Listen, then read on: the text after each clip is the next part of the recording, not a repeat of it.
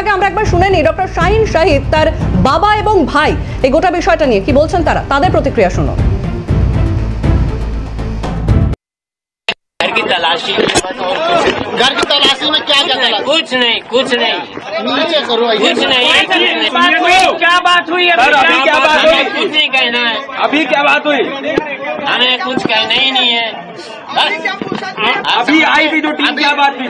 अरे अपनी सफाई में कुछ तो रखिए। हमारी सफाई हमारा दिल है, बस हर दिन बातचीत कोई बात नहीं हुई। जो करना था किया, हमारे दिल से बात। भाई आप लोग जो दिखा रहे हैं बस वही उतना ही मालूम है। अब सम्मिलित होना बताया गया है, वो क्या जान रहे हैं वो वही जाने भाई।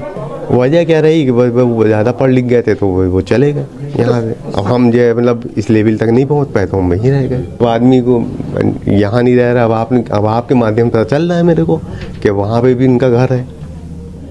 जहाँ बता रहे थे अभी भाई साहब जो सवाल कर रहे थे कि वहाँ पे भी घर है, तो आज तक ना हम घर गए उनके ना जो है, मैं अभी विश्वास नहीं हो रहा है भाई। আমরা সরাসরি যাব, কর্নেল ভাদুরী রয়েছেন আমাদের সঙ্গে। কর্নেল ভাদুরীর কাছে প্রশ্ন রাখার চেষ্টা করব। কর্নেল ভাদুরী, আমরা দেখলাম যে একদম এই যে শাহিন শাহিদ খুব ছাপোষা একটি পরিবার অন্তত দেখে যা মনে হচ্ছে আপাতভাবে, এবং যারা পরিবার বলছে, ভাই বলছেন যে বাড়িতে কিছু তল্লাশিতে পাওয়া যায়নি এবং আমরা এখনো বিশ্বাস করতে পারছি না যে এরকম কোনো কাজ করতে পারে। 2 বছর ধরে বিস্ফোরক কালেক্ট করা, এরকম একটা ঘটনার সঙ্গে জড়িয়ে পড়া একের পর এক চিকিৎসকের, এটাই কি বড্ড বেশি আজ আতঙ্ক তৈরি করছে? দেখুন,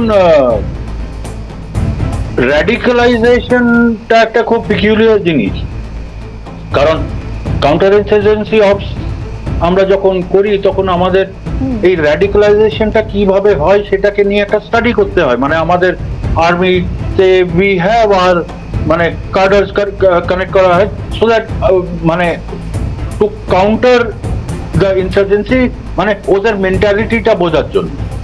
এখন দেখুন ব্যাপারটা হচ্ছে যে র্যাডিক্যালাইজেশন একটা পারসিভড পেন বা পারসিভড ইনজুরি, মেন্টাল ট্রমা বা অ্যাকচুয়াল মেন্টাল ট্রমা, মানে এইগুলোকে মিক্স আপ করে দিয়ে র্যাডিক্যালাইজেশন করা হয়। মানে যেটা আমরা বাংলা ভাষায় মগজ দোলাই বলি। তো এখন কতটা মানুষ এডুকেটেড বা কতটা আনএডুকেটেড, মানে মগজ ধোলাই করাটা অত মানে এডুকেশনের সঙ্গে ঠিক যুক্ত না।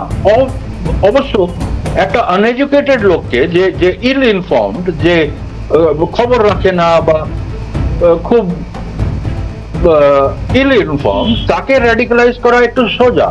কিন্তু কর্নেল ভাদুরীর প্রশ্ন তো এখানে যে একজন, আমরা জানি যে অল্প শিক্ষা ভয়ঙ্করী, কিন্তু একজন প্রপার এত উচ্চমানের শিক্ষিত, দায়িত্ব সঞ্চারী, এত উচ্চমানের শিক্ষিত এবং যারা জয়শ্রী ভারতের প্রধান মুখ মহিলা, আমি বলছি এরকম তো এর আগেও আমরা দেখেছি পাক গুপ্তচর বৃত্তির অভিযোগে বিভিন্ন ভাবে অনেকেই অ্যারেস্ট হচ্ছেন বা হয়তো আগামীতেও আরো এরকম। একেবারে শর্মিষ্ঠা, তোমার এই কথাটা টেনেই আমি বলতে চাই, কর্নেল ভাদুরী রয়েছেন আমাদের সঙ্গে।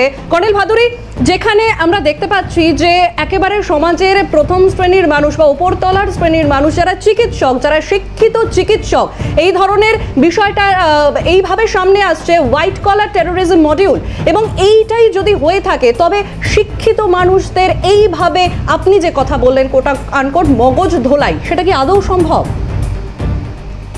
দেখুন, আমরা না ইতিহাস ভুলে যাই, বেশি দূর যাওয়ার দরকার নেই। আমাদের বেঙ্গলেরই 60 বছর আগে বা 70 বছর আগেকার ইতিহাসে এটার এক্সাম্পল আছে। নকশালবাড়ি মুভমেন্ট যখন হয়েছিল, ব্রিলিয়েন্ট স্টুডেন্টস ক্যালকাটা ইউনিভার্সিটির এটসেট্রা আর সোসাইটির, মানে ডাক্তার, ইঞ্জিনিয়ার, মানে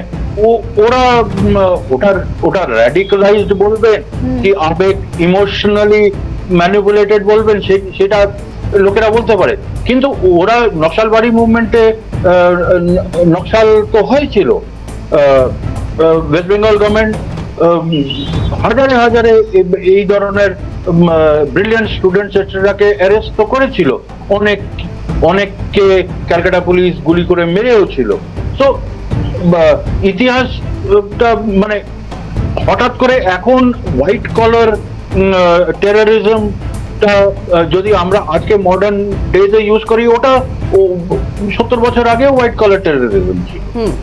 তো পয়েন্ট ইজ কি র্যাডিক্যালাইজেশন, মানে সত্যজিৎ রায়ের ওই সিনেমা গোপী গাইন বাঘা বাইনের ওই হীরক রাজার গল্প আর মগজ দোলাই, ও তো ইন্টেলেকচুয়ালদের মানে আম জনতাকেও মগজ দোলাই করছিল, আর ওটার মধ্যে তো ইন্টেলেকচুয়ালদেরও মগজ দোলাই হচ্ছিল।